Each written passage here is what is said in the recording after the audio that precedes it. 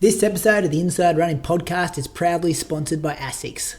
Make your fastest runs even faster with the cutting-edge METASPEED Series, featuring our lightest, most reactive FF Blast turbo cushioning and a full-length carbon plate.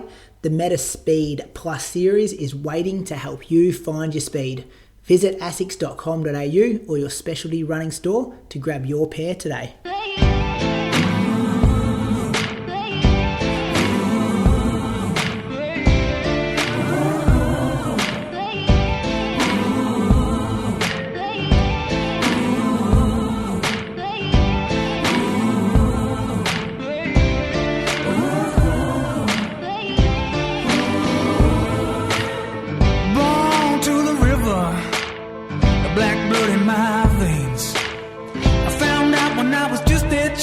Your skin can bring you so much pain.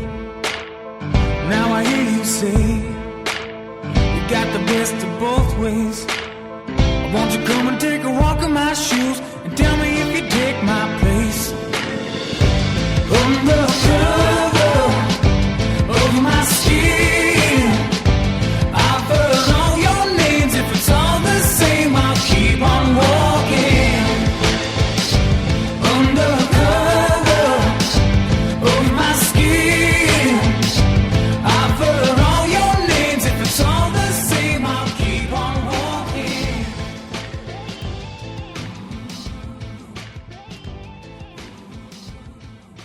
Welcome to episode number 247 of the Inside Running Podcast. Thank you for joining us for another week. Thanks for giving us a bit of your attention. A lot of running news has happened in the last 7 days. So looking forward to talking about it with my two co-hosts. One of them is Julian Spence from Anglesea, Victoria. How you going, Moose? I'm going good, mate. That's good. It's good to see you in person on the weekend, and now we're doing it over the phone lines. I saw you a little bit, but my head was facing the ground, the grass, when you came past, I reckon. Yeah, I did see. Cool. Croaks, welcome to you as well. I did go congratulate Moose on his performance on the weekend, which we'll unpack this afternoon in this conversation. And he was in a world of hurt, which a lot of people are when they finish cross-country races, so to be expected. It's good to see him putting in for the Cats. Jeez, big result from the Cats. Looking forward to talking about that as well later in running news. So, it's a bit going on. We appreciate you guys tuning into this show, episode number 247. Bit croaky there, Croaks. What's going on? Bit sick? Yeah, I'm crook. I'm back on the sickness merry-go-round. I was sick like 2 weeks ago, and then Viv and Lily got sick at the start of last week, and then after my long run yesterday, that afternoon, just started to come down with like fever and headache and sore throat. So took today off. Couldn't go to work today, and obviously couldn't run today either. So, but I'll be right. I'll get through the show. I'll just put myself on mute when I'm not needed, so I can knock back a few strepsils. You'll be right. You'll be good. Well, let's start with Moose then, so you can start getting a few cough lollies down. Moose, tell us about your race week at the Bundoora Cross Country Victorian Championships. Yeah, well, ran every day this week, did one workout. So that's pretty much my race weeks at the moment. I'll do a workout on the Wednesday and then race on the Saturday. I won't do a long run. So that's how this week played out. So if we go back, going back in Strava when you've got a race, because it links all the people that you follow in the same race. Oh, yeah. Jeez. You got to scroll down. I'm going way back. There's like 50 different I'm on yours as well, yeah. So I think it was the 18th. So what I did on the 18th was just ran half an hour or so, 6K loop. Jogging. I really mastered the art of jogging, I reckon. I don't feel like I've got none of that sort of Croaks desire to go fast at all. I just chill out, and if I do a couple of Ks faster than 5 minutes, then that's great. If I don't, then also great. It's bloody a good way to enjoy running and the scenery and the bushland and stuff, isn't it? Yeah, and you're going to naturally go quicker once you get fitter. But I'm just, like, in the past, I've always felt like, it's so slow, I want to go faster. I don't feel like that anymore. So it's quite enjoyable. You're right, you just put it on. I go to time, so I might run half an hour, and then you don't have to worry about pace or anything. It's great. And the weather's been, like, it's outside of today. we had some of the best mornings and the best sunsets that I've ever seen this past week. So running, I mean, it was chilly because the clouds are all gone, and those brisk mornings, like really icy, but fantastic running weather. Tuesday, I did about 40 minutes. Did a couple of surges on that run, I think, just to prepare myself for Wednesday morning. I did a little workout. So I ran a bit of a combo type workout. So 3 sets of 5 minutes threshold, 1 minute jog. Then I went 1 minute hard, 1 minute jog. So this sort of touched a few different systems, well, 2 or 3. I have trouble getting up the threshold at the moment this early.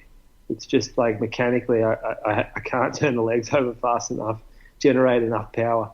So the first lap, 5 minutes, my average heart rate was only 152. And then the next, then the 1 minute I did, so I went 3:29, 3:12, 3:19, 3 minute, 3:22, 3 minute. And so by the end I was feeling good. It takes me a little bit to warm up. So I'm not minding these afternoon races actually that AV are putting on, sort of suiting my body a little better. So yeah, that was a pretty good workout. They're all going pretty well at the moment. I wore the ASICS METASPEED Sky, which I think we talk about in this episode, and gave me a little bit of confidence for Bundoora. My cool-downs and warm-ups are only real small, so 3K warm-up, 2K cool-down, because I just don't feel like I need anything more than that at the moment. Next day, sort of 40 minutes, just jogging. Again, next day, jogging, did some strides on the Friday, and then Saturday was race day. So head up to Bundoora, sort of carpool from Geelong up. We had a pretty solid team in, starting to really get like a good vibe happening around the Geelong tent at the moment. 10K cross country, like Bundoora, never an easy place to run. I knew I did a couple of strides just off the start line, and I was thinking, this is going to hurt like for 30 minutes, I reckon. And I got nervous thinking about how much it hurt. And then how much it was going to hurt. And then once it went off, we went off the line too fast. I settled into probably about 40th, I reckon.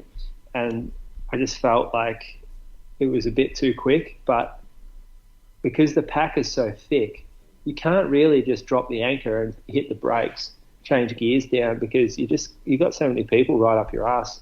You kind of just got to almost commit and go with that pace. And after a K, I sort of found myself in a little group, and I thought, okay, this is the pace it's going to be.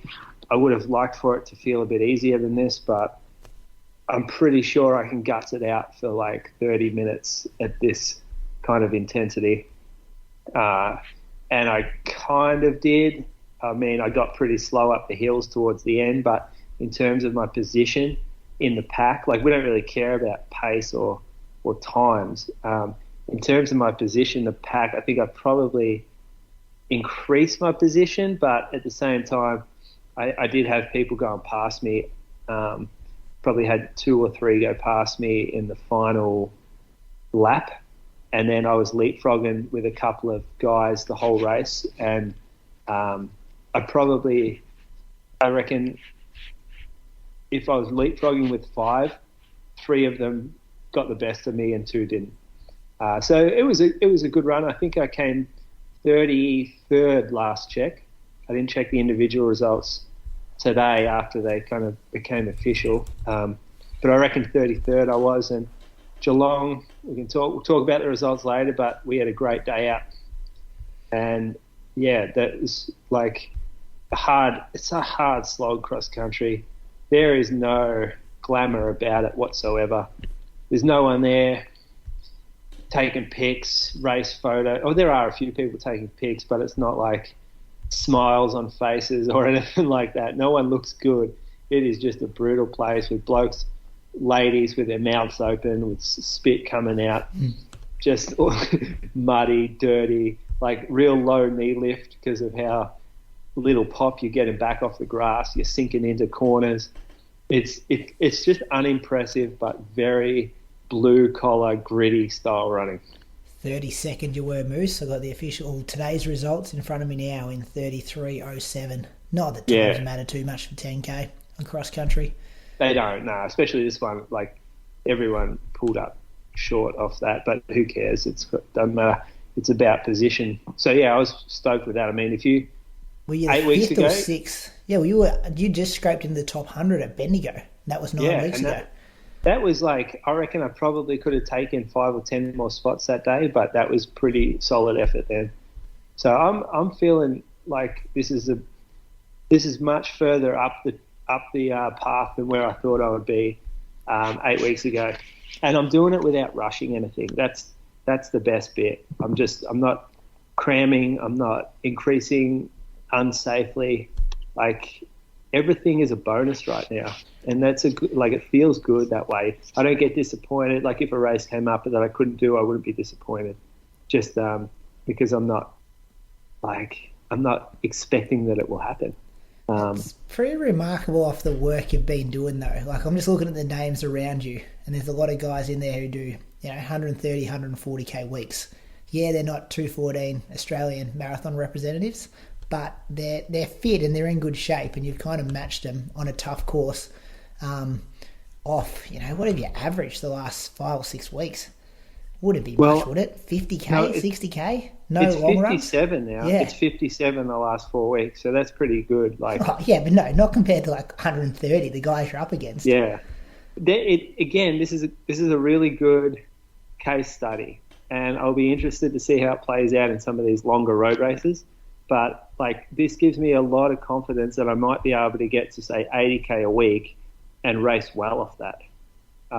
Not as well as what I have run, but at least get me up and about, and I can have some ambition again. What's your limit though, Moose, of like, if you run 80k a week, over what distance can you race well? Like, you're not going to race well over a marathon, I wouldn't have thought, off 80. So where do you think the limit is? But you say that, however, I wouldn't have thought I would race that well over. I guess there's different relevant, like, the times are relevant. So, and the concept of racing well is relevant now. Like, no, I'm not going to run 214 off 80k a week, but maybe I run 225 off 80k a week. And that's racing well, I guess, off that mileage. I don't know. I'm not expecting to run fast times anymore, but I also wasn't expecting to run that place off I guess really like 55k a week at Bundoora. I was expecting it. I picked it early in the week in the message group, didn't I? Top 35 for Big Moose. I said Croaks. You did. I just know he's got a competitive edge to him. Top 50 I was happy with, but yeah, I was happy with that race, and I was happy with how I gutsed it out because I was feeling pretty shit early, and some of those hills I was crawling up them. Like, I was terrible downhill, I was pretty good on the flat, and I was average uphill. What about when you're going uphill? Well, this is what I felt like. I'm just like, why haven't 15 people gone past me? Like, you just feel like you got walking, and it wasn't even that big of a hill, but the course just killed you, and then it just killed everyone though. So everyone's struggling to get up. Bundoora is Bundoora's a place that I learnt that pretty early. Is just because you feel like you're going really slow, if you look up, I doubt the person in front of you has put any time on you, and everyone goes uphill slow.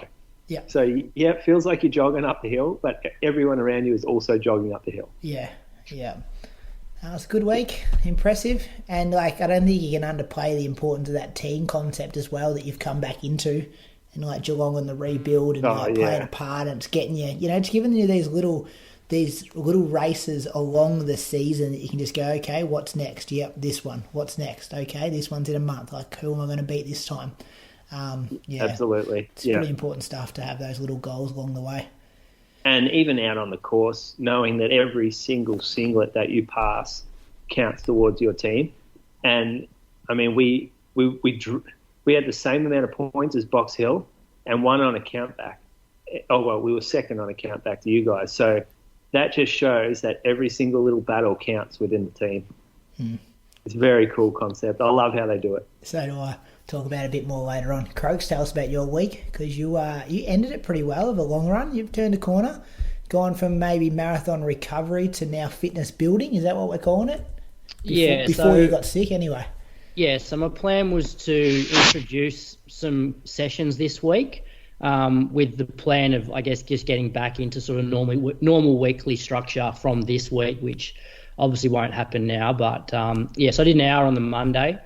And then Tuesday was my first light session back. So just after work, I just jumped on the treadmill and just did 3 by 5 minutes with a 90-second jog. So the jogs were 4-minute Ks.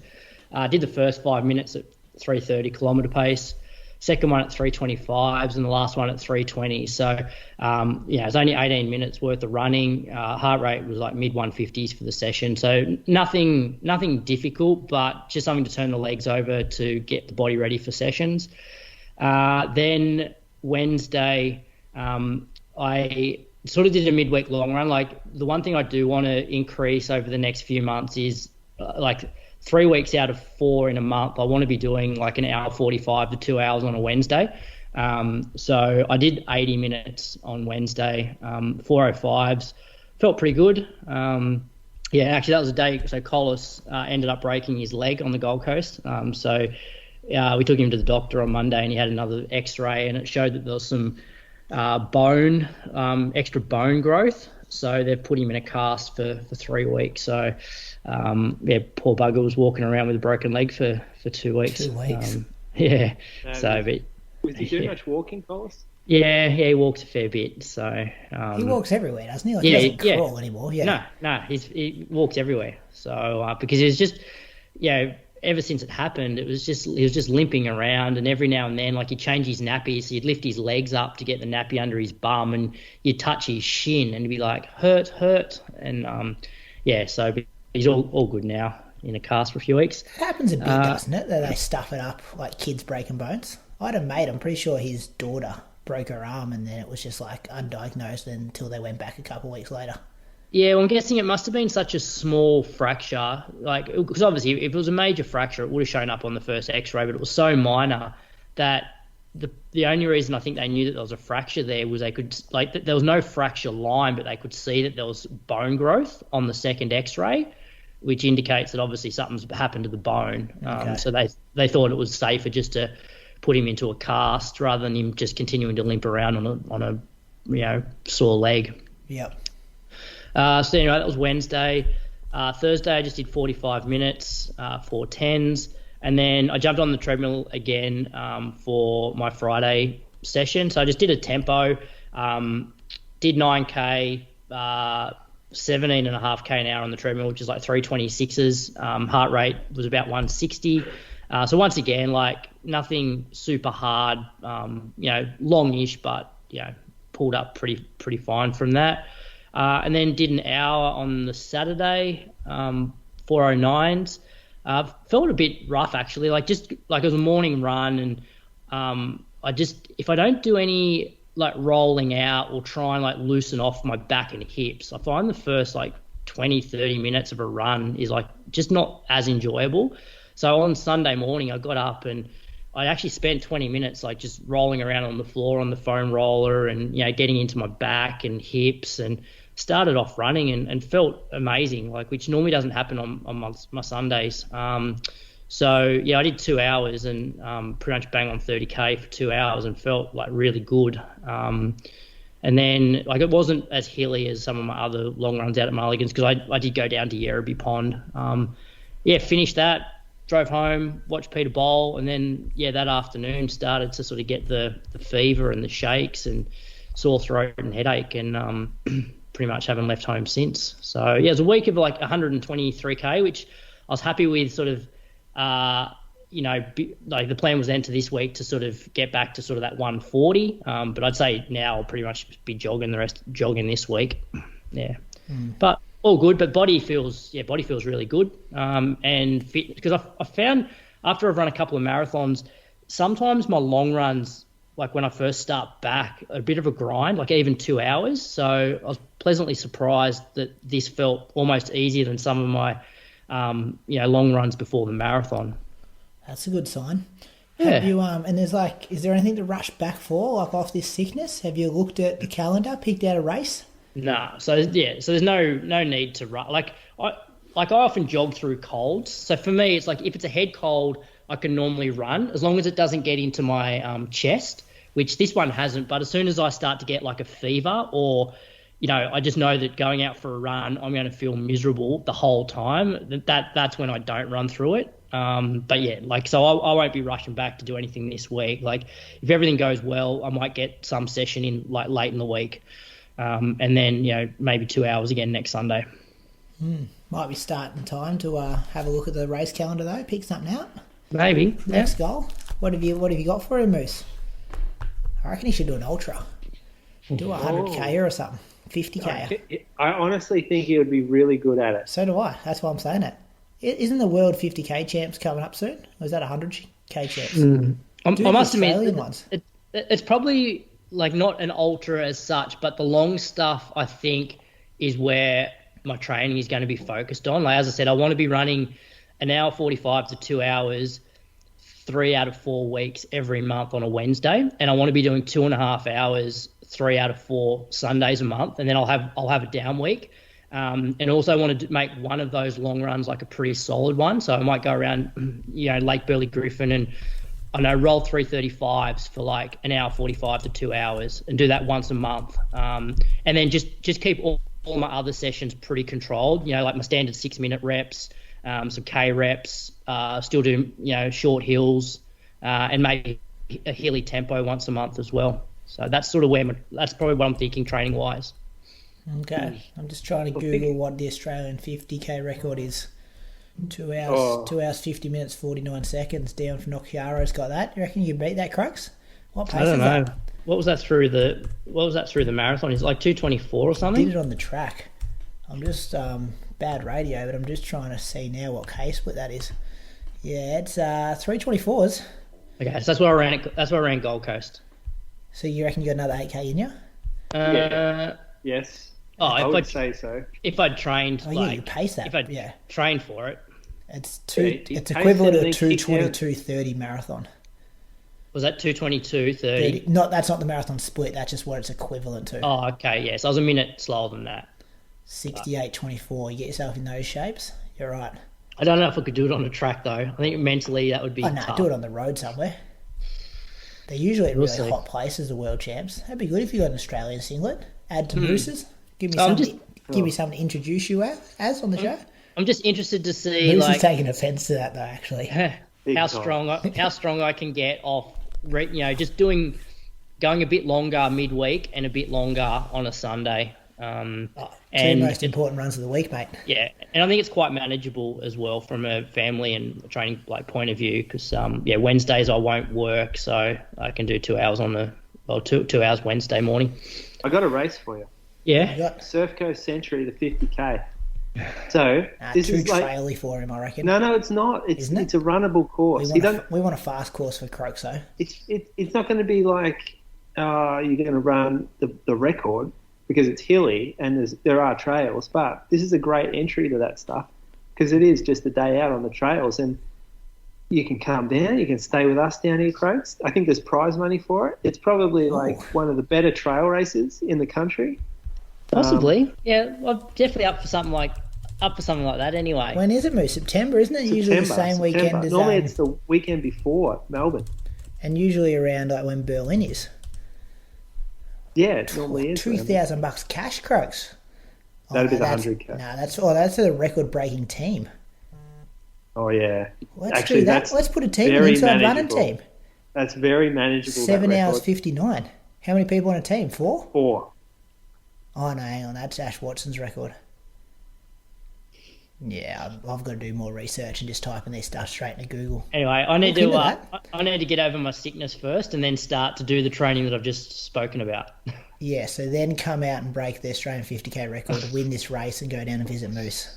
4 people under 7 hours, Moose. Could we do that on the terrain down there? Yeah, we could. I've looked at that. It's not that difficult. $2,000 cash. cash. Don't even have to declare it to the tax man. You just get the cash, put it straight in your pocket. Yeah, you boys have to wear a pack though. You got to have mandatory kit. You're gonna have to wear compression socks, maybe a visor. Let's do it. Yeah, let's think about that. Tell us about your week, Brady. We need a fourth person. Fly Christian from Norway over. He can Big Zaka. Oh yeah, Zaka Newman. Someone like that. My week, Brad, started Monday, did 60 minutes, 4:38s in the morning. Then in the afternoon, did 30 minutes in 4:22s. And then I made the decision to move my workout from Tuesday to Wednesday. I actually felt all right, but I was just aware that stuff up on my long run the Sunday before when I accidentally did like 38k instead of like 32k.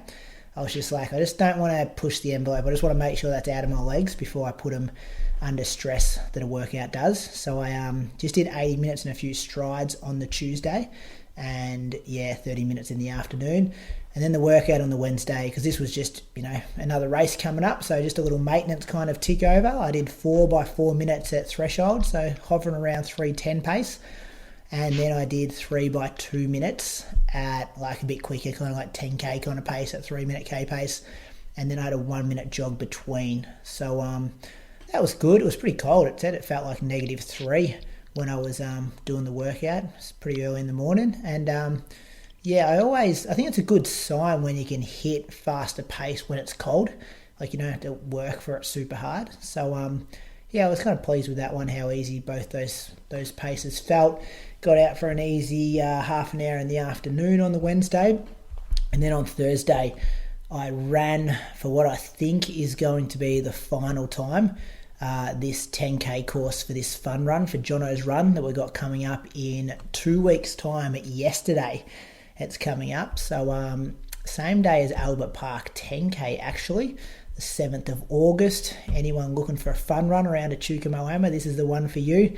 This 10k course takes in all the best sights of a Chukamoama. So I ran the course, put a bit of spray paint down on the road where the start line is, the finish line, all those kind of things. So when they take all the barriers and stuff down there to set it up on the morning, they know exactly where to put them, and it's looking pretty good, that course there. So I probably ran that course 10 times now, because every time we make a tiny little adjustment, you got to go down and do the course again to make sure it's still something like 10k on the watch, just so people don't get angry if it's 9.95 or 10.15. You're not doing that then? You're not doing the race? I'm undecided yet. I'm going to see what our team looks like for Albert Park, the Bats team, and then probably make a call closer to the date. I've put in a lot of hours kind of doing like the course stuff and kind of a lot of the planning and sitting in meetings and stuff like that. So my job on the day will probably just be, stand on a checkpoint, pointing people in one of the directions anyway. So the work I needed to do is probably already done, and there's not much I can do come race day. So it's a bit of a shame that it does clash with the state 10k champs, but what do you do? Can't be two places at once, and not sure where I'll end up there. Friday, got out for an easy 10k and some strides, and then Saturday down with Moose at Bundoora. I went to Bendigo actually Friday night, so the drive wasn't as long from Bendigo to Bundoora. I think about an hour 45.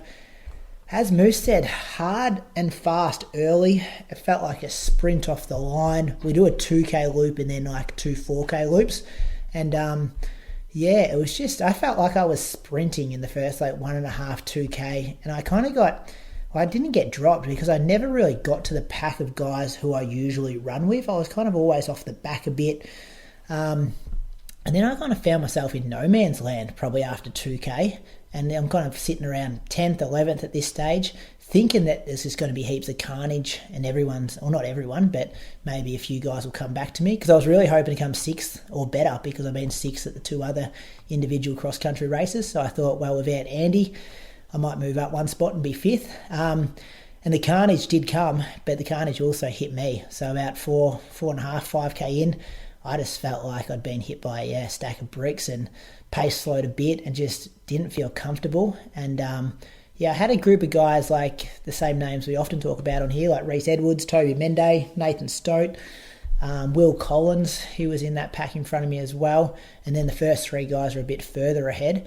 The Kenyan guy, Ethiopian guy as well, Abiri below. Yeah, he was in that pack as well. So it was a really nice pack, and I just couldn't get there. And I was pretty much just like 20 seconds behind them. They were blowing up. I was blowing up, and I just kind of stayed 20 seconds, 25 seconds behind them for most of the race. I did pick up Will Collins, and then Nath Pearce, Roman Nath from our Zatopek watch parties. He went past me and ran a really smart race, actually. He was with us probably, I reckon, a K and a half in, and he just put the brakes on and then came back at the right time in the race. So I ended up finishing ninth. I kind of stayed, and it was an annoying ninth because Toby was probably like 20 seconds in front of me, and I probably got it down to like 8 or 7 seconds, but I was never going to catch him. And then the next guy behind me was like, I'm going to say, 19 seconds behind me. So I felt like I was just sitting in ninth, and it didn't matter what I was going to do. I was still only going to score 9 points for my team. Whereas AV is usually a bit more compacted. More cutthroat. It's more like usually in a race, and it doesn't matter what position you're racing for, but you're like, I've got to kick home here to kind of protect my spot or get some points. And I'm like, this was pointless me kind of sprinting because there was no one to catch and no one was catching me. So it was initially I was a bit disappointed because I got beaten by a few guys that I'd been beaten in the last couple of cross country races, but I'm around the mark, and it's kind of like musical chairs with a lot of those guys. Like one of us kind of, jumps up and one of us drops back, and we're all kind of in the same spot. And it was my 7th race in 9 weeks, so possibly a bit tired because I did do 173 Ks the week leading in, which isn't ideal for a kind of taper. But I really want to then try to like do this peak again at the 15K and the half marathon rounds 8 and 9. So it was good. It just, we kind of, wanted to make a bit of a,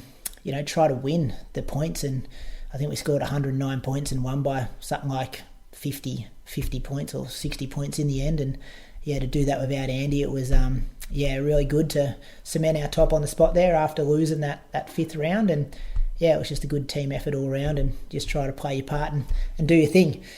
And then got out for an hour 50. Brad, does he sound like an AFL player that's just been interviewed after? Yeah, just taking one week at a time. 1 week at a time, my fellas. part. Boys did well. Great win from the boys. Backs against the wall, and we come out and showed everyone kind of thing. So, I just couldn't be prouder of the bunch, to be honest, the way they just all executed their stuff. And it was interesting in the team meeting on the Thursday night. They have predictions about how many points we're going to score. And our team's predictions were, I think, 153 they had us down for. I'm just opening it now. 155, and they predicted Box Hill 168. So we knew it was going to be close, like we thought it was going to be 13 points in it. So then for, us to come out and go 109, better than what they predicted us at, and Box Hill 168, which I think they had, they picked that to the T. So obviously a lot of individuals lifted. Not me, I actually went back from my predicted time, but just some... Why do you do that? Why do you predict points before the actual race? What's the point? Just to say, like, hey, this is it. Like, we need people to try and aim for these positions because we think this is the predicted finishing Someone's got a lot of time on their hands to crunch numbers on that. Yeah, there's a spreadsheet here with every result from the season in here. We don't do it against, like, we don't predict what Geelong and those kind of teams are going to score. Like, we only do it against like Box Hill and what we thought were the main threats. But Geelong might have to start getting in the spreadsheet now. Who does this? Because the committee, not that me. I don't have any time, mate. If I have any time, I'm going to be doing podcast interviews. That's what I want to do my spare time in. I know you like hypotheticals, but the committee likes them even more. The committee is very professional. A couple of some big developments coming in the committee, I think. But just 1 week at a time, boys. And Andy Buchanan did send me a message today saying pretty much we got one hand on the tattoo gun, 15 points ahead with 4 rounds to go. But we'll probably talk about that more in running news a bit later on, fellas, and then bat chat later in the week if people want to hear more about it. So got out for an hour 50 on the long run yesterday with Archie, and then that brought my week to 142. Bit banged up now though, sore hammies and stuff, but that's all right. We'll just recover and then load up for another race next weekend. Let's talk thanks and Patreon supporters, eh? Yes. Kick us off, Bradley. I've got Nathan Tranby this week. Nathan lives in Rosebery, New South Wales, so it's a suburb of Sydney, over near the eastern suburbs area. Did the City to Surf in 2018 and 19. 2:51 at the Sydney Morning Herald Half Marathon this year, and his estimated best on Strava 25:11 for 5k, 55:28 for 10. He has 5 photos on Strava, 4 of nature and 1 of a pretty cool looking skate park. So thanks for your support, Nathan, and good luck if you're doing City to Surf this year. Yeah, and on that skate park photo, there was actually, now I'm thinking about it, there was actually a really good sunrise in the background. So maybe he was taking a picture of the sunrise or the sunset. But the skate park did look pretty impressive. Mate, was it maybe Bondi? Is there a skate park at Bondi? Don't know. No, it's pretty big. Yeah, there's definitely one, because on that lifeguard show, what's that called? Bondi Rescue. They're always in the skate park. Yeah. Always troublemakers up there. Yeah, it's a real troublemaker location, isn't it, the skate park? I'm going to go next, Moose, because I've been trying to find a bit more on your man, but you might have to wing it, because that's all I can get on him. But my man this week is Kenneth Smith from Bristol in the UK. Ticked off a sub 20 with a 19:59 parkrun PB. He's ran a 43:53 for 10k at a race in Cardiff and 90:18 at the Edinburgh Marathon Festival. Could be a V40 athlete like yourself, Croaks. And I like the UK, how they do that Run Britain. Have you guys seen that? Like, it doesn't matter who you are over there. If you do running races, you get a profile and it puts all your stuff, like ranks your park runs and your fun runs. And I think it's a really good resource. I wish we did something similar in Australia. But yeah, some good times there, Kenneth. He's just snuck under for his 5k with that 19:59, but just missed with the half with a 90:18. So you win some, you lose some in the round numbers game. And I'm sure he'll be trying to tick that sub 90 off soon.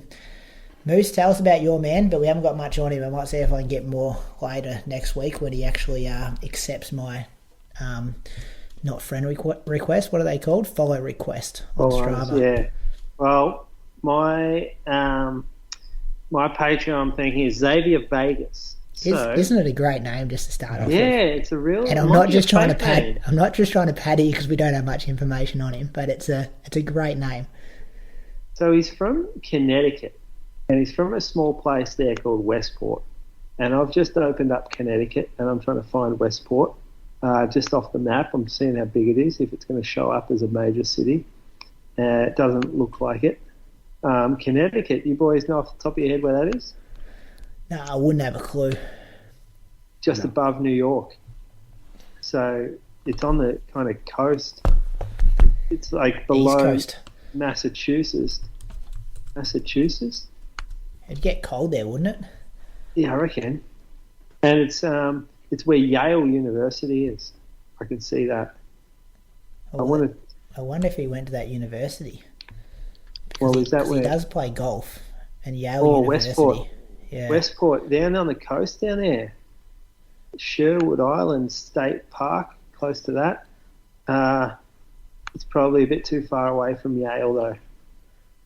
Maybe he goes there. Maybe not. Anyway, Xavier maybe plays golf at Longshore Golf Club.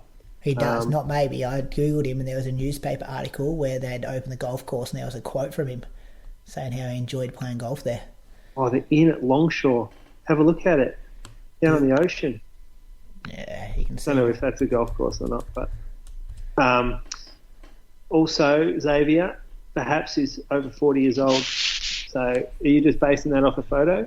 No, I saw some running results and it said M40 plus. All right, well, we'll pay 40 plus. But yeah, Xavier, sorry, Brady's had a nightmare here. I'll give you the hot tip though, Xavier. My defence, there's been a lot of stuff to put in this agenda each episode when there's like 4 million events that happen at the World Championships between this and last week's recording. So I'll see if I can get some running related stuff on you next week, even though we spoke about him for longer than the 2 guys who we actually did have running related stuff on. But we didn't speak about him. We didn't. We spoke about his town. Massive thank you to all those people over on Patreon who support the Inside Running podcast. It really is... Yeah, it's humbling to know that people put some money in to make sure the show stays alive every week, and we definitely appreciate all that. Been thinking about some bonus content coming over there soon. Got some ideas. Talked about a bit off air the last couple of weeks, and should have some developments there as a bit of a reward. at Patreon. So if you like what we do here, patreon.com/Inside Running Podcast to keep the lights on and show your support for the show. Running news, boys. I put it in all different colours this week, so we can just go event, person. We can just not whiz through it, but we can kind of try and separate the events a bit, have a bit of ownership over a few different events. Kick us off, Bradley. All right, so I'm going to do the women's 1500. So we'll start with the Australian results. So Jess Hull was 7th in 4:01.8. Georgia Griffith was 9th in 4:03.2. To be honest, we didn't see a lot of Jess and Georgia in the race because the first three took off from the gun, and within 400 metres, you pretty much knew who the three medalists were going to be. It was Kipyegon, Tsegay and Muir, but at that point you just weren't sure which order it was going to be. They went through 400 in 58 seconds and 800 in 2:03. Kipyegon, she's so impressive. She ended up winning 3:52. Tsegay was second in 3:54. And Muir was 3:55 for the bronze. Different class, those three girls. Yeah, it very quickly sorted itself out of who was going to get the medals and who was in a almost separate race, didn't it? Yeah. Look at the times. 58, 2:03. So what did Katrina Bissett run in the women's 15? In the women's 8? 2:05. So they've gone through in 2:03. And our 800 girls run 2:05. But you can't compare that. She had the stitches in the... We'll talk about that soon, but she had stitches in her legs and she'd run a 57. Yeah, they ran a 58. Yeah. I'm not. But was that Kat Bissett at her best? That's not the point. The point is that they've run very fast for 400 and 800. Okay, yeah, you're saying that's world-class 800-metre running. Well, when I saw the first split, I was just like, the world record could go here. Did you know, because on the TV it flashed up 55, did you know that was wrong straight away? No, I didn't see that flash up, but I looked then on the World Athletics website, the results, because they have the splits for every single 100 metres. Yeah, I've got them over now. Yeah, and it was 58, which, they've probably left a bit of time out there going 58 first lap. It's probably a little bit too quick. Whereas, a 60 and then 2:01 was probably better, or would have felt more comfortable at 800 anyway, I think. Yeah. Do you think Jess has any regrets not trying to go with the pace? Or is it just too hot? I think 58 is too hot for Jess. I think she'd be maybe... I thought she'd be around that fifth sort of place, trying to win the best of the rest, if that makes sense, outside of those top three. And there's probably a couple there that beat her that, if they re-ran the race, she might get them next time. But then it has come out that she got COVID not long after it. So maybe there's some effects there. I'm not sure. And it's hard to say too because we saw very little of it, like what was happening in that pack, as you said. Yeah. It's a pretty good result though, isn't it? 7th and you kind of and 9th for 2 Australians on the world stage. Yep, agree. Moose, men's 1500. Yeah, men's 15. So one of the upsets of the meet, we had Stewie in the final. And all eyes were sort of on that front group, Stewie, Jakob, Tim Cherry, who was going to make the pace, were they going to go fast? And they did go fast. So Stewie ran his season best, so he hadn't run faster this whole year, or this whole season. That is this year, basically. So he was 9th in 3:33.20, but up front, Jake Wightman, he beat Jakob, who was almost the unbackable favourite, really, when we were looking at the odds before the race. You were looking at all these other guys going, oh, this guy can run. He's got good odds at $5, but is he going to beat Jakob? And it's like, no one's beaten Jakob.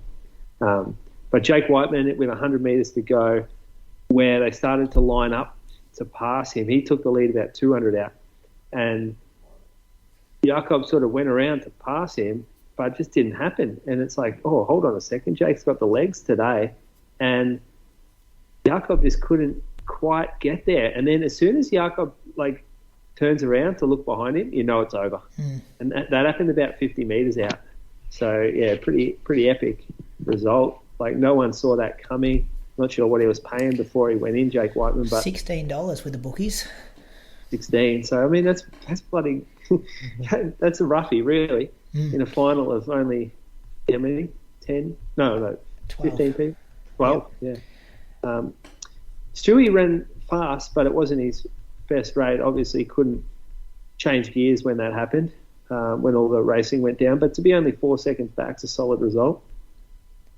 Jake Wightman, there was writing on the wall here. I didn't know it at the time, otherwise I would have had money on him. But do you know what his 400 and 800 metre PB are? No. Is it like 144 or something? 144.1. Yeah. So he's 1/10 of a second slower than Pete Bowl over 8. Yeah. And he's ran 48.3. Like, he's got wheels.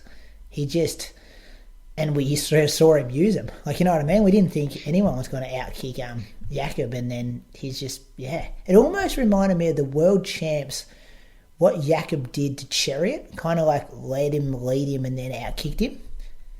Like, did you think Jake Wightman did that to Jakob this time around? That's what I thought. I heard an interview with Jake saying that after the Olympics, because I think he finished 10th there, and he was quite disappointed. And, you know, he's got that raw speed, but as his dad, who coaches him, said, well, you know, if you're not in a position to use it in the last 200, like, it doesn't matter how fast you are over 800 or 400. So I think he's been trying to work on his strength over this last, you know, year, which includes sort of longer tempos, doing a bit of cross country, 3K races, which is not really what he's been doing previously. So obviously his strength's improved, and then he can access that speed off in that last 200. The question for you boys, like, how does Ollie Hoare sit back? Like, Ollie beat Jake in a mile like not that long ago. So does it piss him off or does it motivate him? Motivates him for sure. Yeah. I think it just shows that Jakob can be beaten. Yeah. Yeah, and it's difficult to do that because you could say Stewie beat Jake at multiple places before this, and I mean, we knew Ollie was a contender, I think Jakob's like. I think his post-race interview was that he was disappointed that he didn't squeeze a bit earlier. Like, he got to the front and he said that he just like felt comfortable there and just didn't, whereas he should have probably squeezed a bit harder to try and take that kick out of Wightman, which, it's easier said than done, and it's easier in hindsight. Yeah. Well, do you want to talk about the 5K now? Because Jakob did do that to him in the 5K. Put in the fast lap before the fast lap. Yeah, so we'll go with the Aussies first. So in the men's 5K, Jack Rayner was a DNS. So then we had Kai Robinson in one heat and we had Matt Rams in the other. This was Kai's debut in an open Aussie team, and he did great. Like, he finished 8th in his heat. I think he missed the final by maybe one spot or two spots. Ran 13:27. But tactically, he was brilliant. He just put himself in the right positions all the time, covered the moves, but just didn't have that sort of extra gear when they all started to kick down. So actually, it was three spots off qualifying, and only 6 seconds off his PB. So thought he ran really well. Ramsden was 16th in his heat in 13:52. So he obviously wouldn't be happy with that, given his season's best is 13:17. And then the final was interesting because the women's final was the day before, and it was pretty slow early, and it played into the 1,500 metre runners' hands. So going into the men's 5K final, you're like, well, surely guys like Tsegay, are going to want to make it fast, because if you leave it late, Ingebrigtsen should win that race. And that's pretty much what happened. I don't know if you guys saw the race, but a few of the competitors were going out and like Jakob included, grabbing drinks station. Like the drinks table was out in lane 4 or 5, and he's running along there halfway through the race, and he's trying to g up the crowd with his arms. But yeah, those boys just didn't run hard enough, from the gun to tire him out. So he won quite easily in the end in 13:09. He was doing that same stuff in the heat too. Like, he just stayed at the very back and was just covering moves as much as he had to, and then had the arms going in the home straight, getting the crowd going. I like that. I like it. Poor tactics from the others though, like especially when you saw what happened in the women's 5K. Yeah, but I reckon it's this same situation where everyone backs themselves that they've got the best kick. But you reckon Cheptegei would back himself in a kick? Cheptegei won the kick down in the 10K. Yeah, but he's not kicking down against the 3:28 1500 meter guy. Yeah, I know. Yeah, not at that pace. He's not. Yeah, like he might be if it's off 13-minute pace or 12:55 pace, but exactly. not at that. They're on 13:20 or something pace with 4 laps to go or 3 laps to go. Like, it's too slow. Yeah, Cheptegei was down in 9th. My man Oscar Cholimo, he was in 3rd. He got the bronze in the end. You see, Grant Fisher was there, and then I reckon he got checked or hit the rail with like 80 to go, and he kind of, I thought he was going to get a medal. Yeah. And then he kind of had the staggers up and couldn't close it. Clipped by his teammate too, I reckon. Mo Ahmed got him, yeah, so do I. Yeah, that's what I saw. His Bauman teammate. Start swinging. I thought he stepped on the rail, actually. I reckon he got checked first and then hit the rail. Yeah. I tried to look at it, but you couldn't really tell. I also, what was I about to say? Shit. Kai, you're going to talk about Kai. Was I? I don't know. I'm just looking at the notes here, thinking surely you've got some good stuff to say about Kai, the way he raced. I actually missed Kai's race, so I'll let you talk about it because I didn't see the run. Yeah, well, Croaks already has. It was just ballsy. Had a crack. He was with the big boys. Tried to kick down on them. I like seeing that. The women's 5K, we had 3 athletes in here. Jess Hull was one of them, and she didn't start because of the COVID stuff that Brad's already spoken about. Hopefully she gets that sorted before Commonwealth Games because it's going to roll around pretty quick. Nat Rule was in the first heat, and she had a DNF. She didn't have a split after 2,700 metres. Went through 2K in 6:01, and she's got a 15:06 5K PB, so shouldn't have been super crazy. So I haven't heard anything. I just hope everything's all good there. You guys heard any news? What happened? No, I haven't. No, yeah. I heard nothing. And then Rose Davies was in the second heat, and she was 15th. She ran 15:45, so similar story to Ramsden, a long way off her personal best of 15:07. Not sure if she had an injury or just a bad day or what the story was there as well. So no Australians to cheer on in the final. And then the final was interesting, as you said, Croaks. Slow early on. And then let's bet Gudaf. She went to the front with Tsegay, the 2 Ethiopians, and they were just having a chat and just, waving each other through every 400 or 500 metres for the other one to lead. And they were just rolling off 70s, just kind of burning people slowly off the back. And then big kick down, and the 1500 metre runner won it, as you'd kind of expect. It was close. Hassan nearly got up there at one stage, but not quite. And then Gudaf, I think, was 5th or 6th, but it looked like she was just stoked that her teammates were 1st and 3rd in the end, and she was... Yeah. Did you reckon it was just hey, I've already won one of these, I've already picked up my $70,000, who wants it? Come on, girls, She was not phased at all that she got out kicked. She was still trying, but I think she said that for her teammate, and they're just let's share some cash, share some medals around. Yeah, it was one of the highlights for me. But you see it often with these African nations, they're really happy when their countrymen or countrywomen do well. Whereas, I thought, if she wanted to win that race, she probably could have, if she was to make it fast from the start. But it almost didn't seem like it was her goal.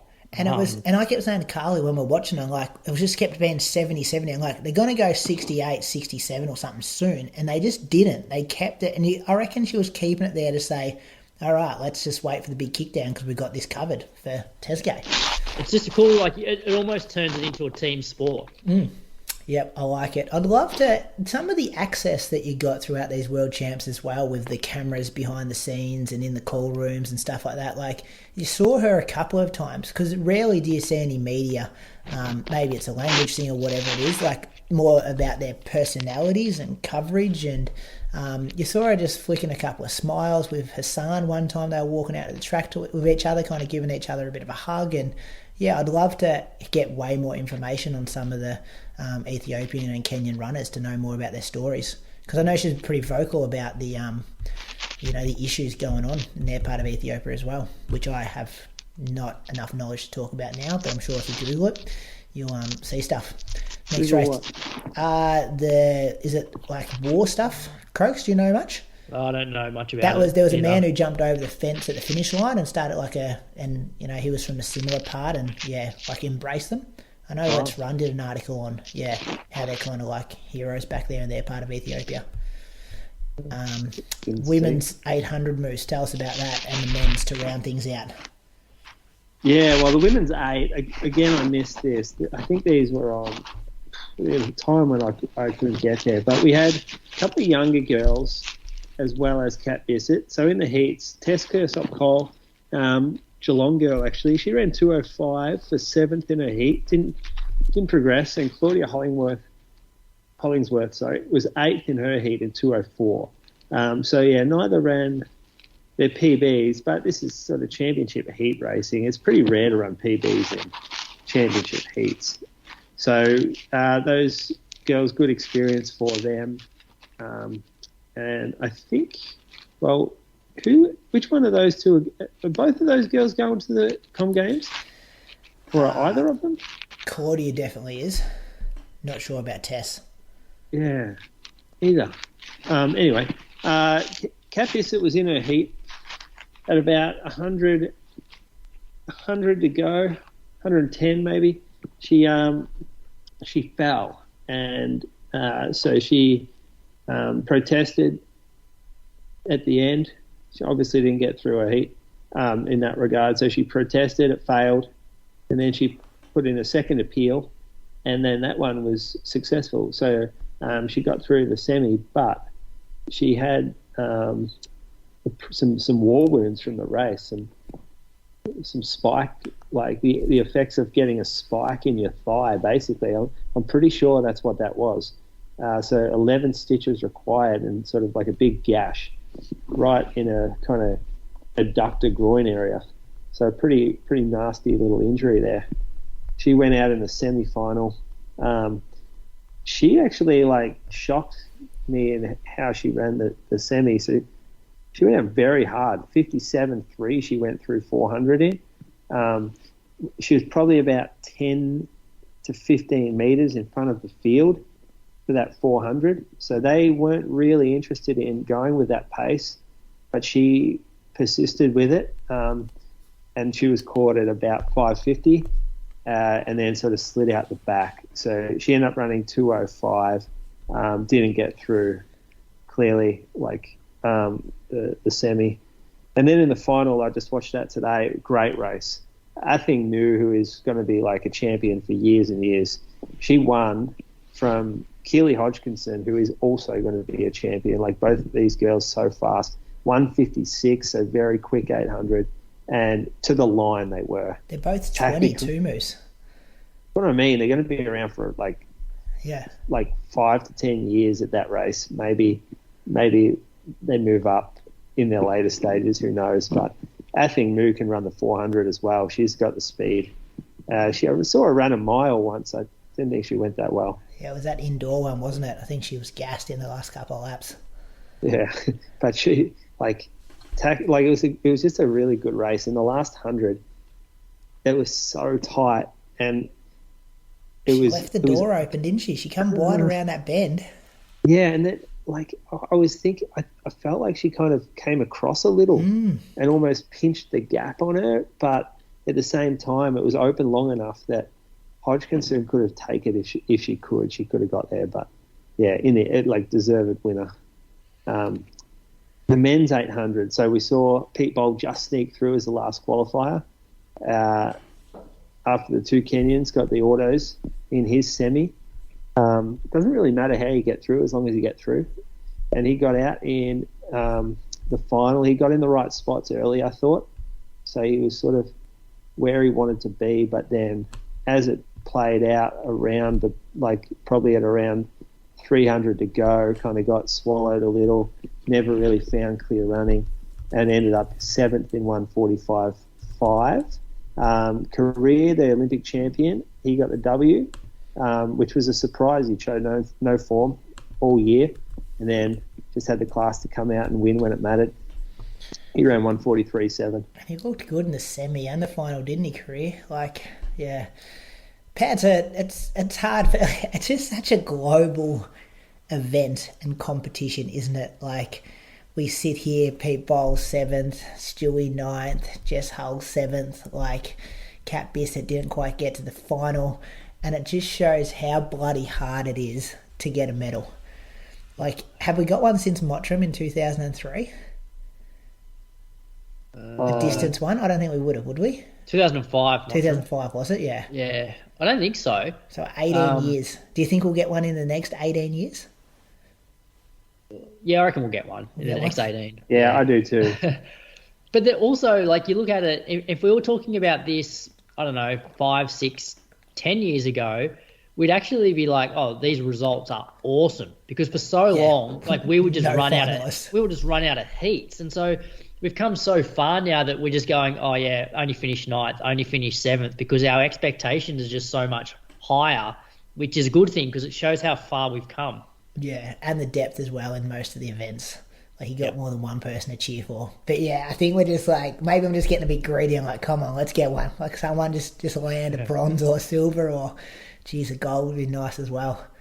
But that's a wrap on the World Championships. Felt like it went on for about 8 weeks, didn't it? I don't know. Did it feel like that for you guys? I was super excited when it started.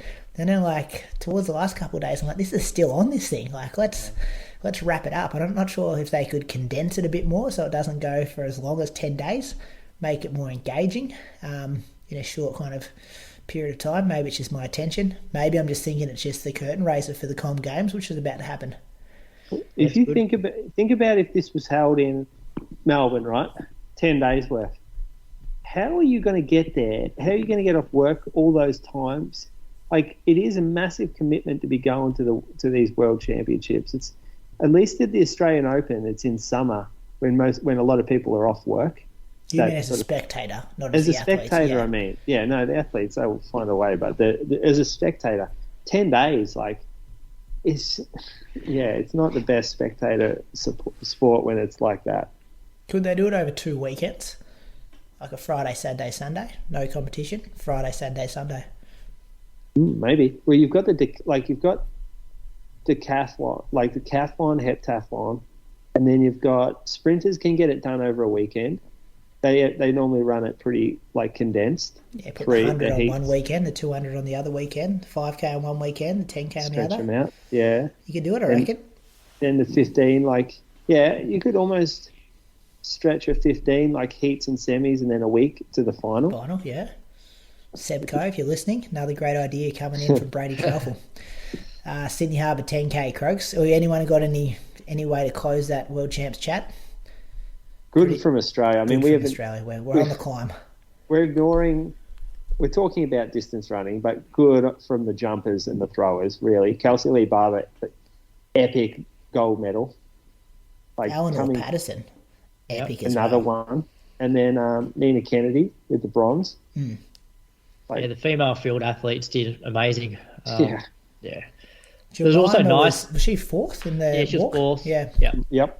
Correct. Nice having live athletics on, though, at 10 to midday on a weekend. Yeah. Rather than having to get up middle of the night to watch World Champs. True. Not great if you got a job, though, Croaks. That's true. I actually put the men's 1500 final, I put up on the TV at work, at school. So I had the kids watch it. What'd they say? Just on their phones, not even watching. They weren't really that interested. You're not allowed to have phones at school, are you?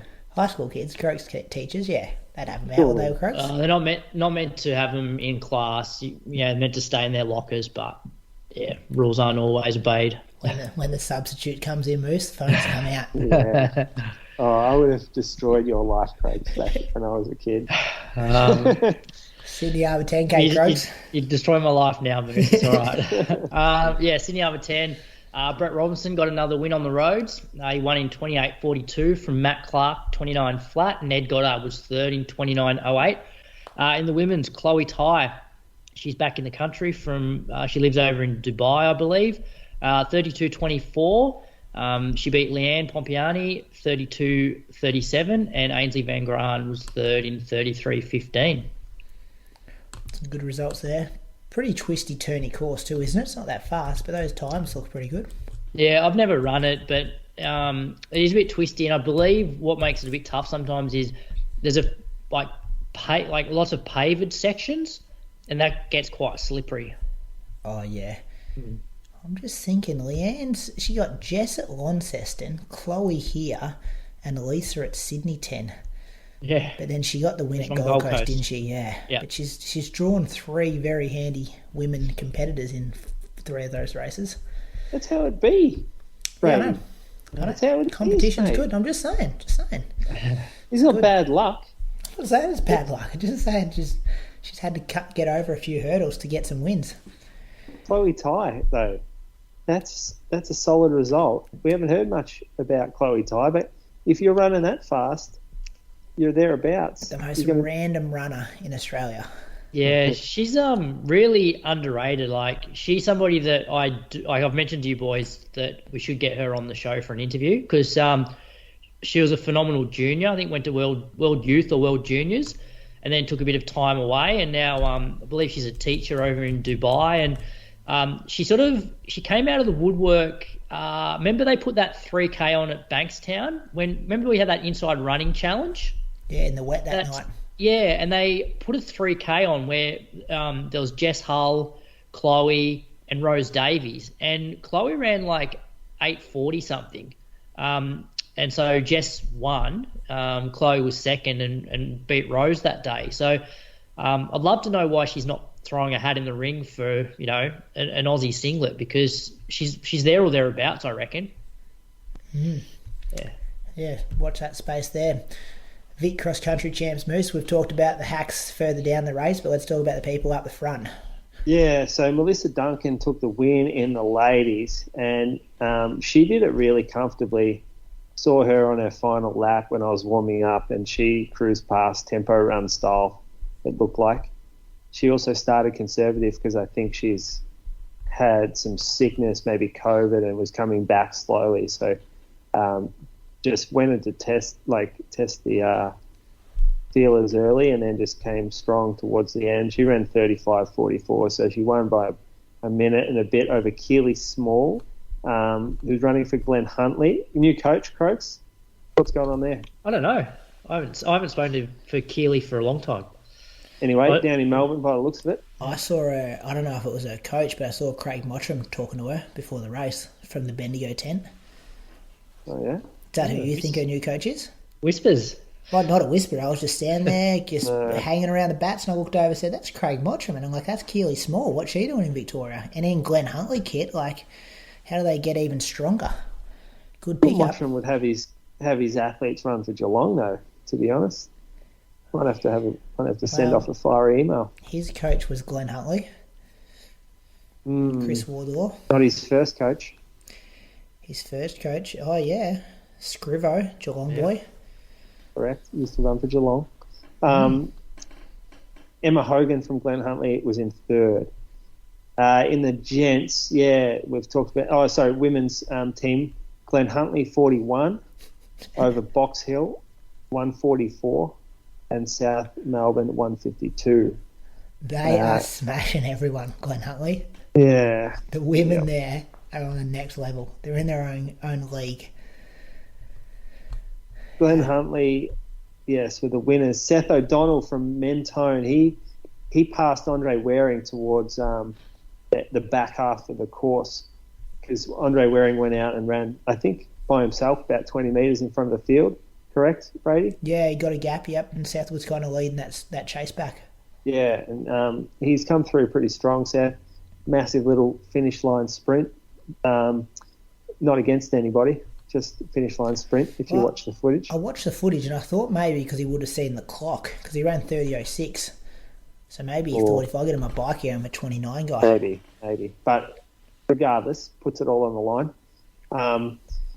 So he beat Andre Waring by 8 seconds, and then Lachlan Hurd was back in third. He ran 30.32. In the team results, Bendigo Bats have taken another victory. So unbeaten, undefeated. Oh, sorry, No, you did get defeated. You did. That's right. Oh, thank Perfect God. Perfect season's been ruined. Yep. So you were the winners. They lost the one where they put up that massive pre-race Instagram post. That's the only one they've lost. Oh, from Jeff the Gorilla. What about Jeff, this old-time journo just in Bendigo? He's just gone up and about, just typing things up for the boys. I hope he drove to Sandown and watch you blokes lose that day. No, he stays at home. He just stays at home tracking the points. Yeah, anyway. Second place was the mighty Geelong Cats, who have come from nowhere this season. Back in seventh, first round. Climbing the ladder, all of a sudden, bang, second place. That's impressive, Brady. Things you love to see. I love it. I think it's great.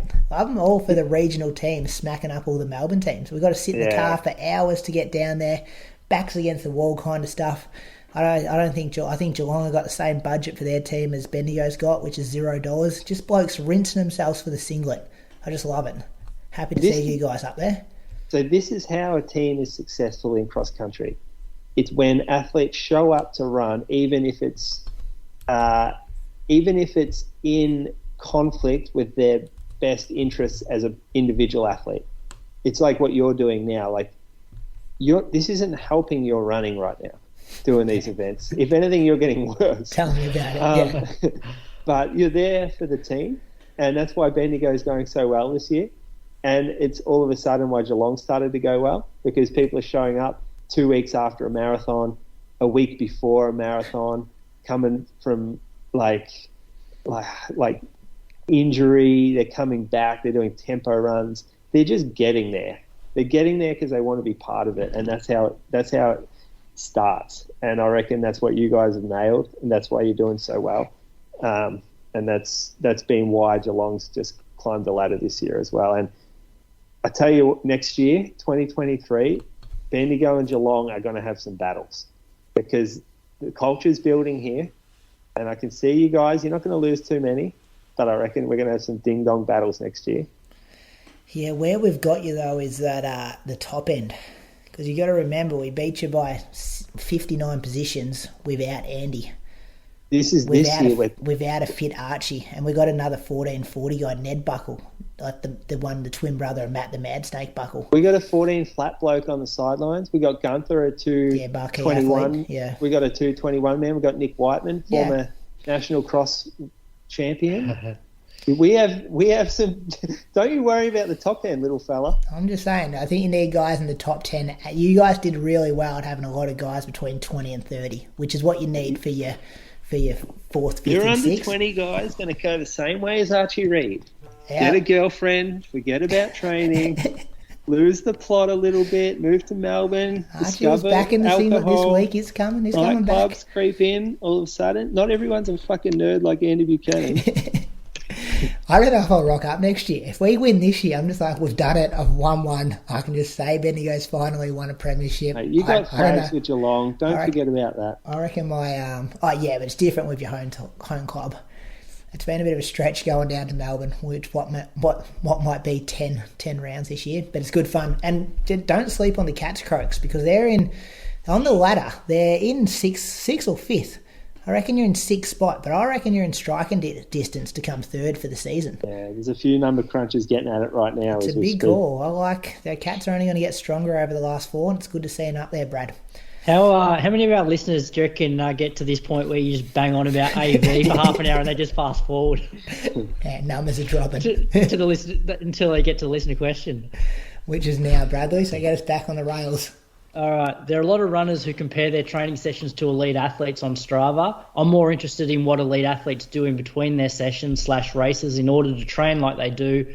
What do you think are the top 3 things that distance runners should do between hard efforts to ensure their bodies are prepared for the next race or session? How does this change as runners get older? And that question comes in from Andrew McAvoy. Part 2 from last week. And he's a Glenn Huntley guy as well, his AV club. I didn't mention that last week. It's a good question. He asked some good questions, Andrew, doesn't he? Sleep. Let's break it down, though. Let's say, it says, what do you think are the top 3 things distance runners should do between hard efforts to ensure their bodies are prepared? So why don't we say, what are 3 things that professional distance runners do that the amateur doesn't? Is that sort of more what this question is? Yeah, because talking about recovery food and getting protein in that first 15 minutes, a lot of people who aren't professional runners do that. Yep. So you want to highlight 3 things that we you don't have the resources all the time to do because you've got to go to your job or look after kids or whatever it is that you do in your life. Yeah, let's spin it that way. Yep. What are they, Moose? What are the top three? Well, one is rest. So yeah, we can break that into a few categories. Yeah, okay. So one is sleep. One is sleep, especially if you've got kids. Like they train at 9:30 a.m. professional athletes, don't they? That's right. It's a longer sleep time overnight, and it also includes sometimes napping throughout the day. So sleep is one, and that's just not an option for most people to be able to sleep that much longer, and especially to put naps in during the day. So sleep, but at the same time, rest is there as well. So I'm going to do sleep 1, rest is 2.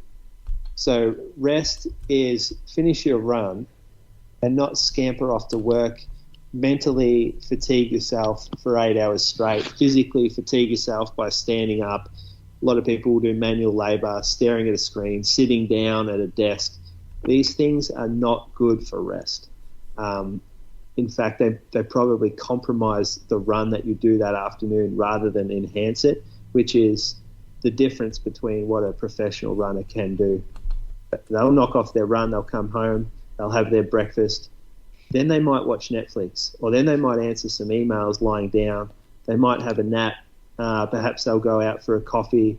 They will chill out before their next training session, whether that's a gym session or a second run. So it's totally different. Sorry to interrupt, but even that, like the meal time, I'm not sure about you guys, but how often are you rushing your meal to get to work on time, or like, and you might not doing it intentionally, but you might actually under-eat because you're just like, I just got to get this sorted, eating on the go, that kind of stuff. Like they would put much more time and effort into, this is the meals, these are the portions, I'm getting enough stuff in. Especially most, well, not most, but like there's a lot of recreational runners that train in the afternoon, and like I know people personally who will basically not eat enough during the day, like at lunchtime or that afternoon, in the afternoon before their afternoon session, and they go out and they wonder why they bomb out, because they haven't fueled in the before that session.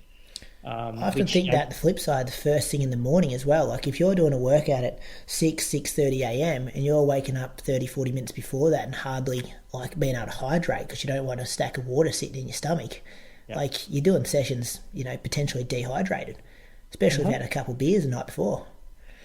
Yeah. So, I mean, that's nutrition is the third one. You kind of just nailed it. Maybe there's 3 there. 4 is just not having... Well, there's not a lot of professional runners that don't have have to have a job to supplement it, is there? Not too many in Australia. Maybe, what would I say, about 10 who would do it properly professionally. Maybe 15. But if you looked at, say, the entire world, the professional runners, they don't have to stress about outside work. Yeah. So they're not that's the beauty of these training camps. They get away from it all.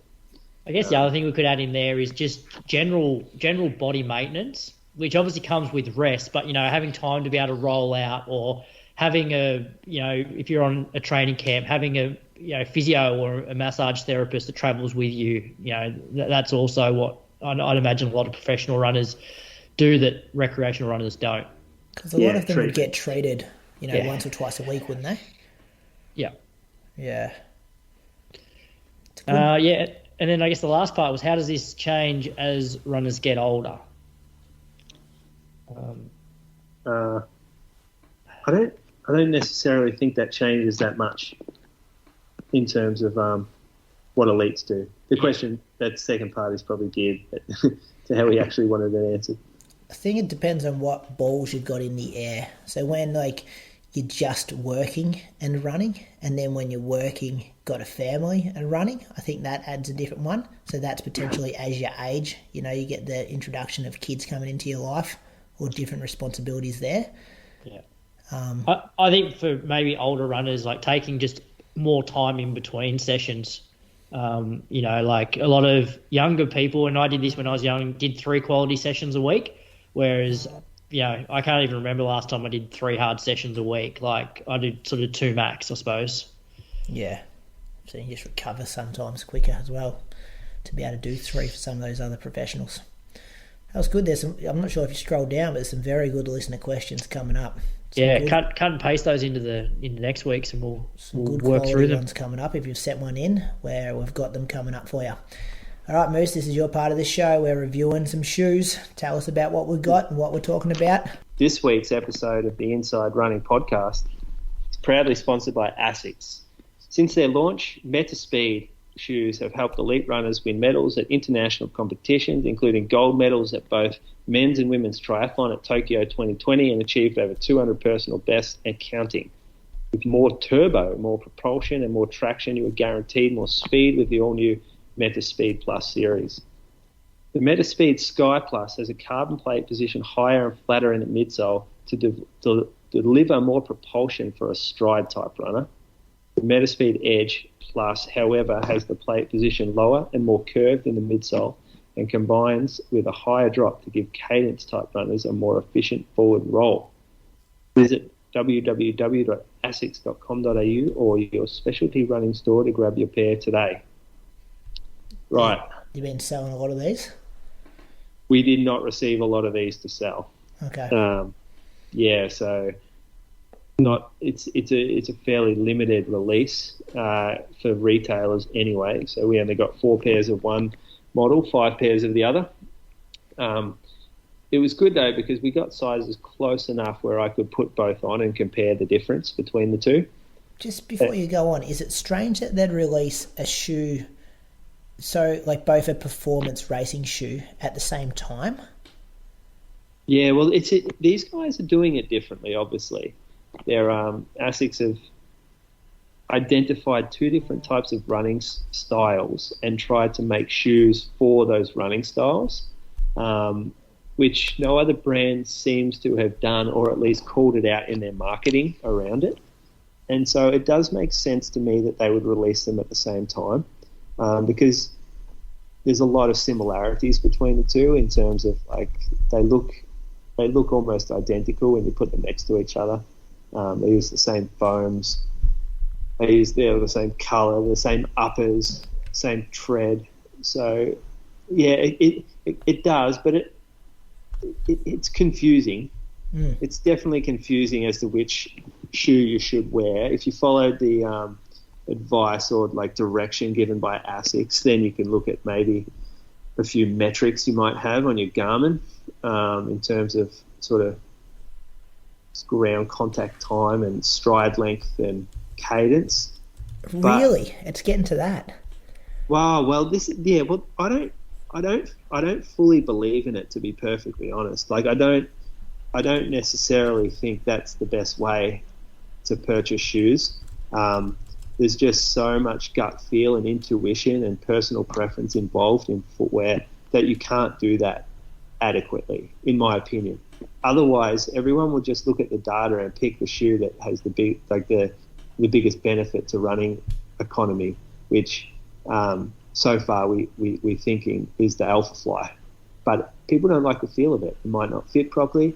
It might be too soft. It might be too heavy. It might be slappy. There's all these different things that go into it. I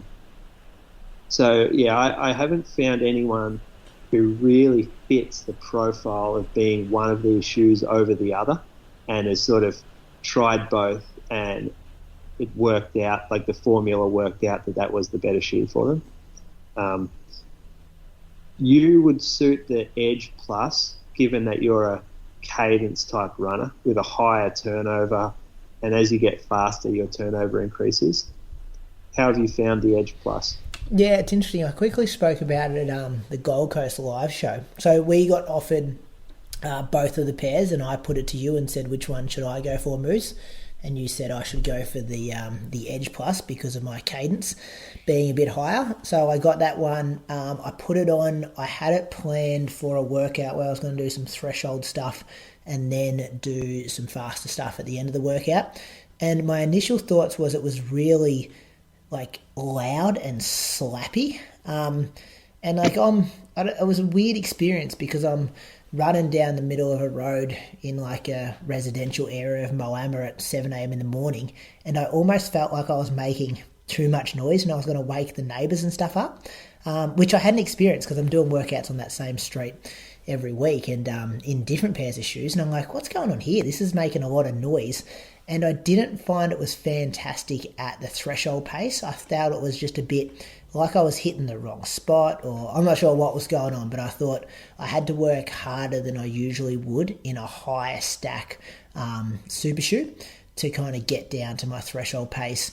And then I kind of wasn't sure on it when I finished the threshold work. And then when I when I turned around to do the faster stuff, it was so much better so I'm talking the first kind of stuff I was at 3:15 a K, and then I dropped down to 3 minute, 2:55 a K, so kind of like probably close to my racing pace, and it was really good. And I've used it a couple of times since, but knowing that's what to expect in it. And it's been actually since the Gold Coast, so we're probably talking 3 or 4 weeks, it's probably been on my feet in training at least once a week. So I've gone back to it, which I don't always do for all shoes, because I'm pretty precious with what I use in training, because you want to feel good in training, so potentially a similar feel for race day. So I haven't tested it in a race. I'm keen to, maybe Owl Park 10K. I'll chuck it on for, because that's a pace where I'll be going that similar pace to where it felt really good, but a very contrasting experience at two different paces in it.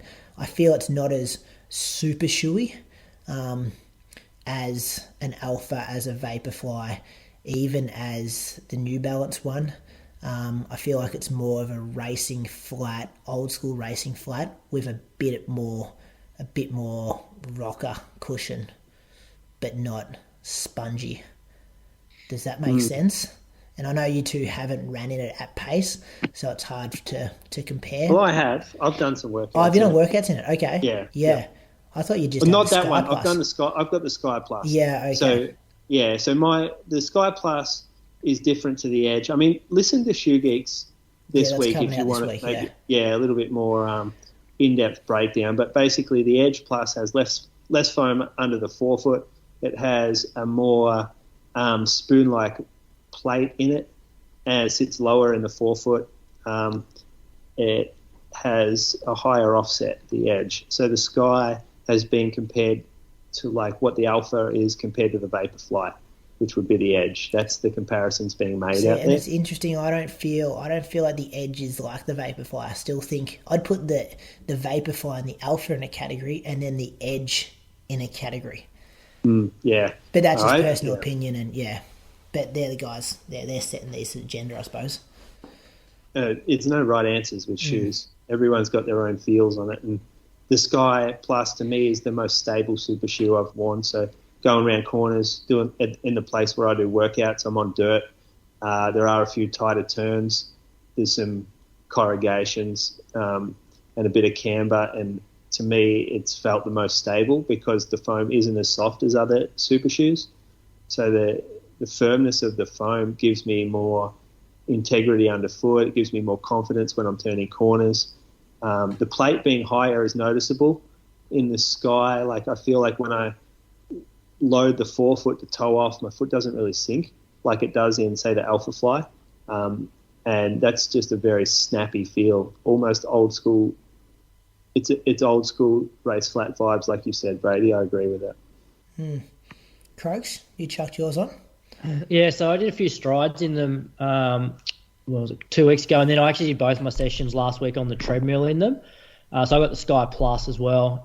The thing that stood out for me the most was probably the amount of cushion in the forefoot compared to any of the other super shoes. I almost felt like there was so much in the forefoot that I was really raised at the front and then sitting back a bit on my heel.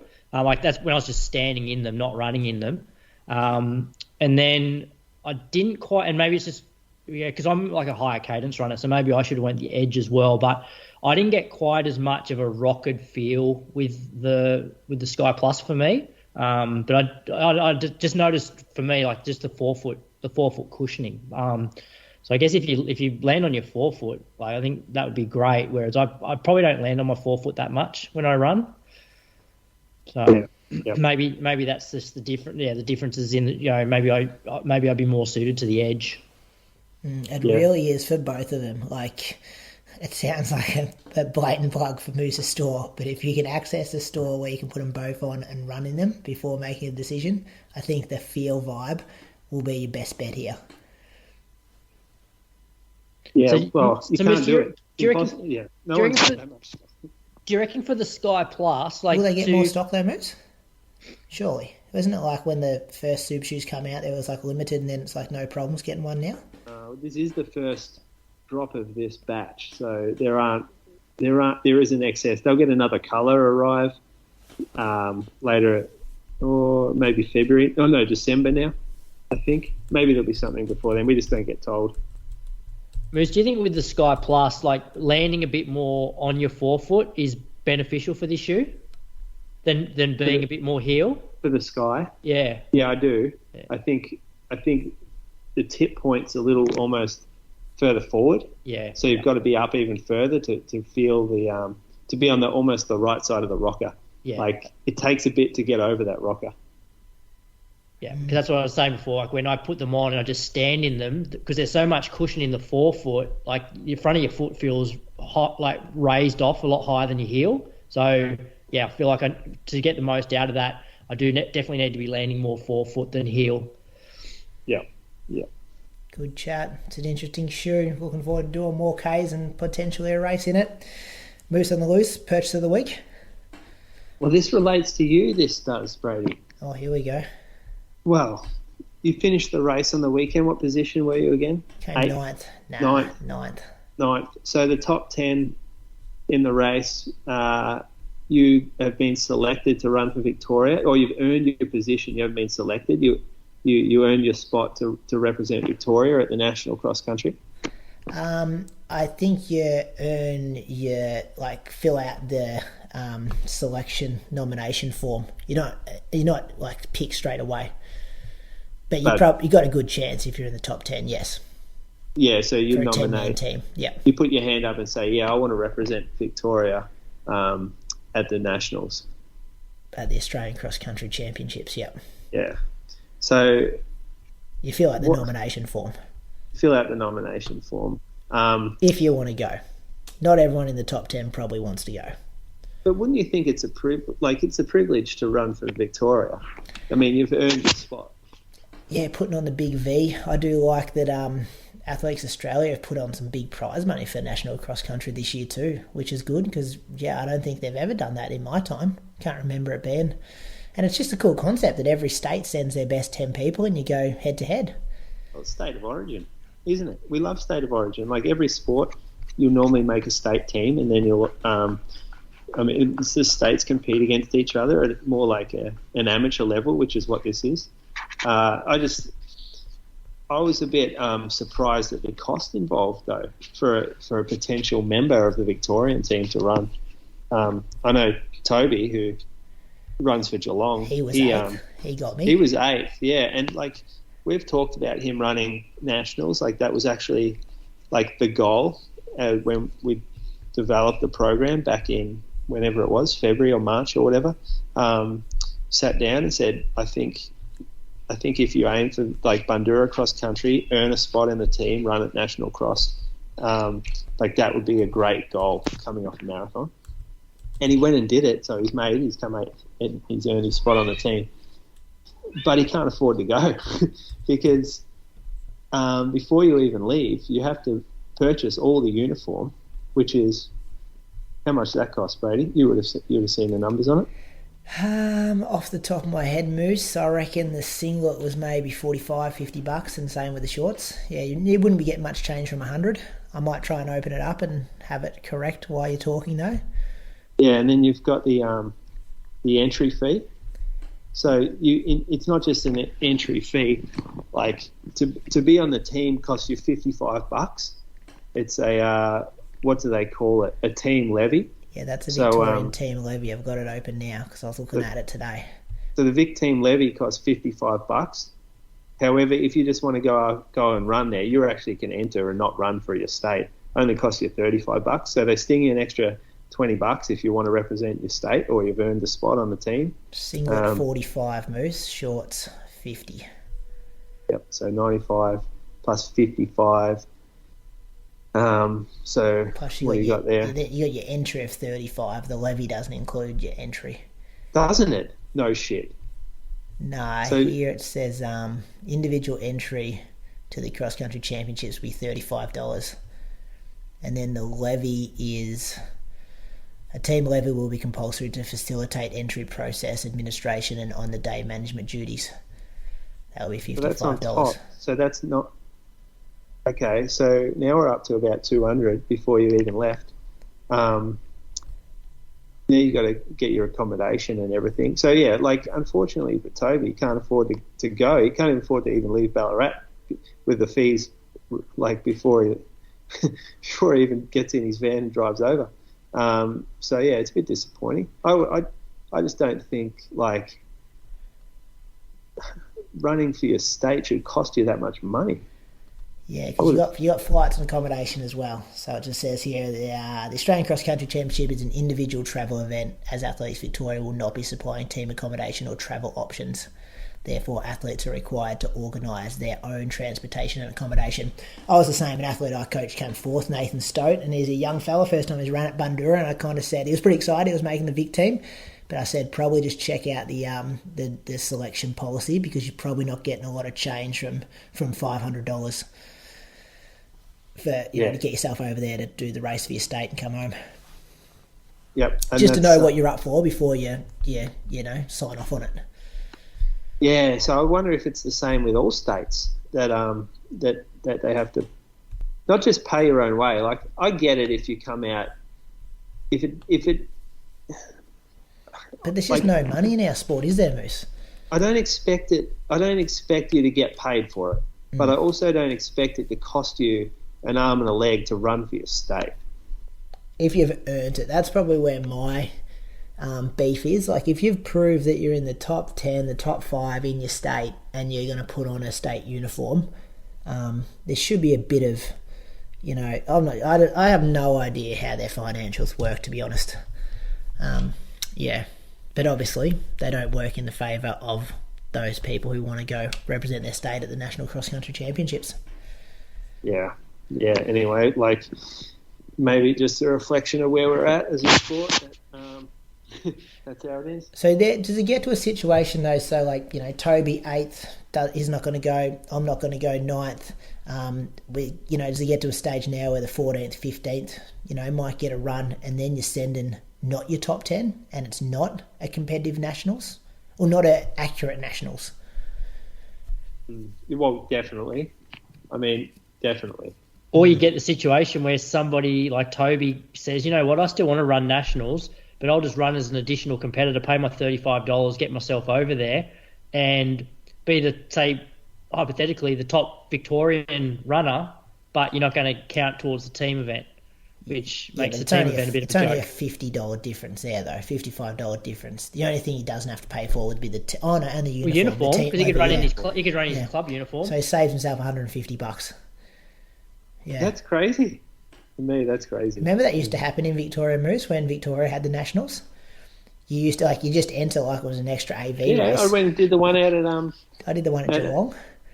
Eastern Park. Yeah, the one that was at the racecourse, Moonee Valley. Oh yeah, that one too. And it was always bad when people in the Vic team were getting smoked by people in Ballarat singlets or Bendigo singlets and stuff like that. I don't think it ever happened back then. Yeah, true. Yeah. That's that. Yeah, interesting. Moose on the loose. More like Moose is confused, isn't it? Like, how's this situation work? More like you were fuming and you wanted me to have a crack, so I've had a crack at it. I wasn't fuming. I'm not even going. No, why? No, I'm not going. Not because of. Well, I'm just going because I'm already going to 10 races for the season. I'm only kidding. And I don't want to. Yeah, and I actually crossed the line on Saturday and just said to Toby, "I'm glad we don't have to put our spikes on for any more cross country races," because I was cooked. Yeah.